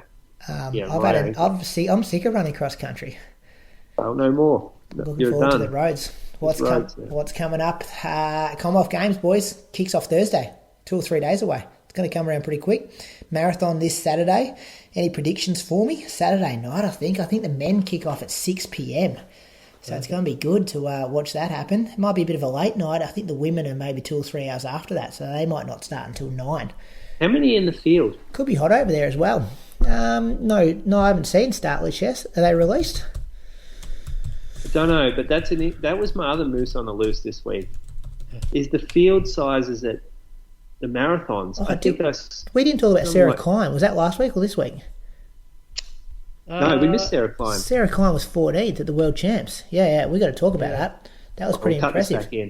Cut this in. No, we'll just put it in here. Let people, if they're going to be furious and email us straight away, we'll just be like, just keep listening. Because that was an amazing performance, I thought. It was a small field, but Sarah Klein, 14th. I'm going to open it up now. She ran a PB. Yeah, that's great. Ran through the field. And this is someone who got in off ranking points. Like, she didn't hit the time, and then she's come out there and ran 14th at the World Championships, which was pretty impressive. Just open it up now. Was won by the Ethiopian, wasn't it? Gebrselassie. She ran 2:18.11. They went out super hard. Korea from Kenya was second, 2:18.20. And Salpeter from Israel, 2:20.18. We'll talk about her a bit. But yeah, Sarah Klein, the only Australian in there, 14th, 2:30.10 for a PB. The American girls were fast there too. Moose, do you see this? Emma Bates, 2:23. Sarah Hall, 2:22. And Chiara D'Amato, 2:23. Yeah, very good. So wasn't this the one that was going to be super hot and everyone wanted to go to the Com Games because it was potentially going to be a bit cooler and you could still run a fast time and stuff? Yeah, I know there was talk of that. I don't think that's... Was that a reason used by the Aussie girls to go to Com Games? Don't know if it was like full-on reason, but it was just like an observation that could potentially what could happen. Yeah, it was thrown out there. Yeah. Yeah, no, perfect conditions, like 12 degrees or something, just ideal running weather, shown by the pace. So they went out at world record pace, and obviously it backed off a little bit, but the winner still ran 2:18. And those American girls ran very fast, and Sarah Klein ran very fast as well. Yeah, that was a great result. And just high up, like 14th. But yeah, you're right. When you're talking about field numbers, there were 32 finishes. Probably 8, 10 here, DNFs, including Charlotte Purdue from Great Britain. We'll talk about her a bit when she's over here in Australia. And Ruth Chepngetich, the favourite, she also DNF'd. So, like, they used to have field limits of 80, 100, when the entry standards were pretty laxed, and that... how much more effort is there involved, really, when you've got a field limit of 30 or a field limit of 80 or 100? No, this wasn't a field limit. I don't think anyone wanted to do it. But why? Because well, maybe one argument is, Com Games is on. Yeah, they had an entry number of 100 with a qualifying standard of 2:29.30. They can't have had an entry number. Yeah, they had 79 people they were going to take for the entry standard if they had it, and then 4 by finishing position at designated competitions, so like previous world champions and stuff like that, Olympic champions, and then 17 off ranking points, which is how Sarah got in. So those that don't nominate for the spot, though, it surely goes down to the next ranking spot? Yeah, not sure why they just didn't keep going down. So, like, say 50 girls who have the time that don't get it, like, I would love to see those 50 spots open up for the next 50 in line in the rankings. In my mind, that encourages, like, the not fully top-end elite to keep having a crack and keep sticking at it, because it gets pretty bloody demoralising when you start seeing entry standards that get tighter and tighter and tighter. And just on that, have you just seen the message from Christian? What Christian sent through? They've released the qualifying standards for the Olympic Games 2023. This is fresh off the press because we've just opened this document. I'll start with the men's 10K, 27:10. Women's 10K, 30:40. Jesus. Marathon, 2:09.40 for the men. 2:28 flat for the women. Okay. Going to take 100 in each event for the marathon and 27 for the 10K. See, that's where so you got to break the Australian record if you're in bloke going to the 10K. Yeah, quota will come in there for sure if they're going to have a field of 100. Yeah. Three per country. There's no way you're going to get 3 per country. there's got to Under be. 209.40, you're going to have quota spots.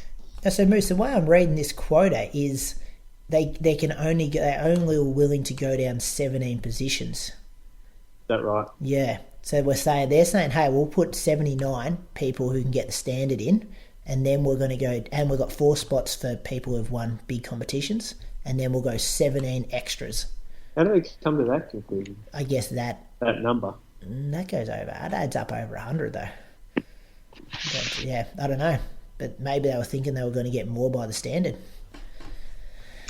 Anyway, I like to see more out there. But well done, Sarah Klein. She was out there and she got it done. That was Yes, good. correct. So what are your predictions for this weekend's marathon? I just looked up the weather. Birmingham weather. This is a long way out. Still 4 or 5 days out here. But Saturday morning over there at 8 a.m, 17 degrees for the boys. And then 20 degrees for the women at around 9, 10-ish. Wind low, though. No idea. I don't even know the course. I don't know if it's hilly. Brady loves his... What about during the World Champs? Just build some hype, boys. Just build predictions for this, predictions for that. It's like... Just build some hype, fellas. Just tell me, what, Sinead Diver going to be first Australian? Andy Buchanan, is he a sneaky medal chance? Jeez. No. Liam or Andy, who's the first across the line there? I think Liam is. They do a crap job of, like, you can't even find fields. Yeah. The race is this Saturday. I struggled to even find the start time for each event. They had, what I saw was a window between, say, 9 a.m. and 12:30 p.m. for all the different events that were happening. Like, yeah, it's not That's so poor, isn't it? Do you know why? It's because the world champs are on. There's no multitasking. They look for one day, 24 hours ahead. They take care of that, and then it's the next 24 hours ahead. There's no, like, I'm talking about AA. Well, I'm talking about even on the Commonwealth Games website. Yeah. Oh, yeah. Oh, right. The big countdown clock starts in 2 days, 23 hours, 9 minutes. I'm like, geez, you better get your ass in the gear over there and get some start list up. Yeah. Anyway, who's the top for the women? I know there's been some COVID issues over there in St. Moritz. So I don't know who's come out of them the best. But I'm going to say, I mean, it's hard to go past 10th place in the Olympics, Sinead. Like, it's hard to go past that. So I'm going to go for Sinead. Okay. Croaks, any predictions? Any hypotheticals you want to throw out there? No. I've got no idea. The women's will be won by a Kenyan. Yeah, probably the men's as well. All right, we're done and dusted, boys. What's happening in your life, Moose, between now and next week? Well, hopefully have a dog by then. Oh, dog still hasn't arrived. Yeah, fuck it. I thought Bree was going to the airport Saturday to get it. So did I. Missed the flight. Well, communication hasn't been the greatest here. So, anyway. Hang on, between you and Bree or you and the dog owner? No, the dog. The dog. So I took the week off work thinking that I had a puppy to come and look after. Not the week off. I took 2 days off. So now I've got 2 days to spend at home without anything to do. So do family stuff. Be a dad. Good. Croaks, what are you doing between now and next week? Just recovering? Yeah, trying to get better. I'm cooked. I'll won't be going to work tomorrow, and then just trying to get better.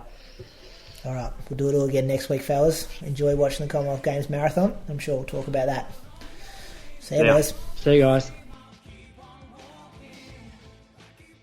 Special thanks to ASICS for sponsoring this week's episode of the Inside Running podcast, with a shoe designed for both cadence and stride runners and featuring the latest in racing shoe technology. The METASPEED Series has you covered to ensure you find your speed, no matter your running style. Visit asics.com.au to get your pair today.